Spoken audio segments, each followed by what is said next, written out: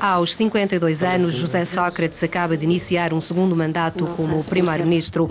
Um percurso difícil nestes tempos de crise que não o impedem de acreditar que Portugal pode reencontrar a via do crescimento, nomeadamente através da educação, inovação e novas tecnologias.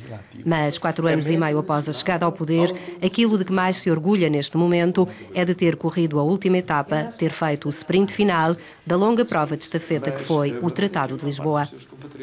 Senhor Primeiro-Ministro, boa tarde. O Tratado de Lisboa está aí, finalmente. O senhor está satisfeito com este tratado ou, 2 anos depois, acha que teria sido possível fazer de outra forma? Todos os tratados, quando se iniciam, significam um novo começo.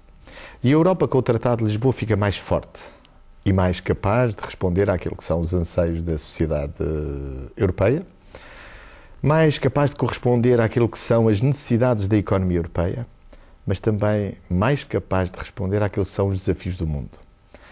O mundo precisa de uma Europa mais forte. Não apenas os europeus precisam de uma Europa mais forte, mas todo o mundo precisa que os valores, a perspectiva, a cultura europeia seja mais forte no mundo. E o Tratado de Lisboa é um bom começo numa perspectiva de a Europa se afirmar cada vez mais no mundo. Bom, na fase seguinte, que foi a escolha dos altos representantes da União Europeia, ficámos com a sensação que a escolha do Sr. Herman Van Rompuy e da Sra. Catherine Ashton é uma forma da Europa mostrar que renuncia a uma posição política forte para privilegiar cada vez mais um espaço de mercado único. Isto é verdade? Não, eu não vejo as coisas assim. Eu acho, aliás, que a nomeação dessas duas personalidades, que têm um longo trajeto político e provas dadas em favor do projeto europeu, é uma nomeação que, em primeiro lugar, sublinha a importância de associar as duas famílias políticas mais importantes, o Partido Popular e o Partido Socialista, no apoio às instituições europeias. Isso era da maior importância e foi muito conseguido. Por outro lado, as duas personalidades têm, como digo, uma longa experiência política. E quer o primeiro-ministro belga, quer a comissária britânica, são personalidades bem conhecidas do mundo europeu. E vão estar certamente à altura daquilo que são as suas funções e a sua missão. Você acha que o mundo os percebe verdadeiramente como personalidades fortes? As personalidades fortes são fortes depois de fazerem bem o seu trabalho. E eu não tenho a mínima dúvida que o primeiro-ministro belga vai fazer muito bem o seu trabalho. Eu conheço muito bem, conheço o seu pensamento, conheço o seu empenhamento pela Europa. É um grande europeu, um homem de valores e princípios políticos e de perspectiva política muito assente naquilo que é o ponto de vista europeu. Eu não tenho dúvidas que fará um excelente trabalho para a afirmação da Europa. Nota-se uma certa frustração na opinião pública na escolha destes 2 candidatos. No momento em que se fala tanto desta necessidade de aproximar os cidadãos da Europa e vice-versa, parece-lhe que este processo de escolha contribui de facto para essa aproximação? Essas 2 personalidades foram escolhidas segundo as regras do Tratado de Lisboa. Não vejo que outra forma haveria de escolher as personalidades, já que o Presidente do Conselho é escolhido pelo Conselho. E é uma escolha absolutamente democrática, porque não há à volta da mesa nenhum primeiro-ministro que não tenha sido eleito e que não represente os seus... A imprensa falou muito na falta de definição prévia de um perfil, como se não se soubesse muito bem que tipo de perfil é que se andava à procura para a Europa. Bom, eu acho que o perfil mais adequado para o Presidente da Europa é ser europeísta. E esse perfil, não há dúvida, que o primeiro-ministro belga tem. Passados os efeitos mais nefastos da crise económica, Bruxelas dá 4 anos a Portugal para cumprir os critérios do Pacto de Estabilidade e Crescimento e reduzir o déficit aos 3% que estão consignados. Este prazo é realista e é obrigatório da parte do Governo português? Eu acho que esse prazo é realista, mas gostaria de começar por lhe dizer o seguinte. Os efeitos mais nefastos da crise já passaram alguns e outros não. Nós temos de ter consciência que o dever de todos os Estados europeus é empenharem-se no crescimento económico e no emprego. Essa é a prioridade, não há outra.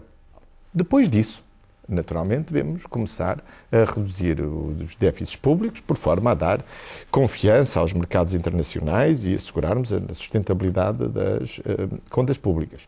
Mas o mais importante que tenho para dizer neste momento é isto. A União Europeia tem uma política de manutenção dos estímulos orçamentais até ao fim da crise. E a crise ainda não acabou. Basta, aliás, olhar para os números do desemprego em toda a Europa. Nós não podemos deixar os nossos compatriotas na situação de desemprego. Temos que continuar a fazer um estímulo orçamental, isto é, dar um contributo por parte do investimento público para criar mais emprego. Quanto tempo é que pensa ainda que, por exemplo, um desemprego de 2 dígitos poderá durar em Portugal? Nós incitamos já um caminho de recuperação em Portugal. Nos 2 últimos trimestres tivemos já crescimentos positivos em cadeia, comparados com os trimestres anteriores, mas isso não teve ainda efeito no emprego. A minha perspectiva é que no ano 2010 finalmente comecemos a recuperar emprego. A principal preocupação e prioridade que tenho no meu espírito é continuar a fazer aquilo que o Estado deve fazer, neste momento, que é apoiar o dinamismo económico para recuperar emprego. Portugal foi anfitrião da Cimeira Ibero-Americana, cujo tema foi inovação e conhecimento. Que importância tem um encontro desta natureza para um país como o nosso? A Cimeira permitiu 2 coisas. Permitiu, em primeiro lugar, discutir a crise e a resposta que os Estados deram à crise, e permitiu também identificarmos aquilo que são os pontos em que nos podemos pôr de acordo para participarmos na reforma das instituições mundiais. Estou-me a referir a todas, Banco Mundial, FMI, há muita mudança a fazer. E na regulação económica também mundial. Qual é o segredo para o sucesso económico numa sociedade? Eu diria que é o conhecimento, a inovação, a tecnologia. Portugal estava, por exemplo, no ranking europeu dos serviços públicos online, na disponibilidade e na sofisticação desses serviços públicos, estava no, salvo erro, 14º ou 16º lugar. Nós estamos neste momento em primeiro lugar. E isso significa que fizemos uma reforma muito rápida nos nossos serviços públicos, em apenas 4 anos, que nos permitiu estar na vanguarda. Nós temos todas as nossas crianças hoje a aprender inglês desde que entram na escola. Todas as crianças em Portugal, não sei se sabe, mas todas elas têm acesso a um computador. Todas. Sejam ricas, sejam pobres, sejam do interior ou do litoral. Todas têm acesso a um computador. É por isso que esperamos no futuro ser um país que fala melhor inglês e ser um país que domina melhor as tecnologias de informação e comunicação. E só lhes estou a dar estes exemplos para que se perceba que são projetos deste tipo que podem desenvolver e mudar rapidamente uma sociedade em benefício de melhor crescimento económico e mais sustentado. Terminamos então com esta nota de otimismo. Sr. Primeiro-Ministro, muito obrigada. Eu é que lhe agradeço. Obrigado.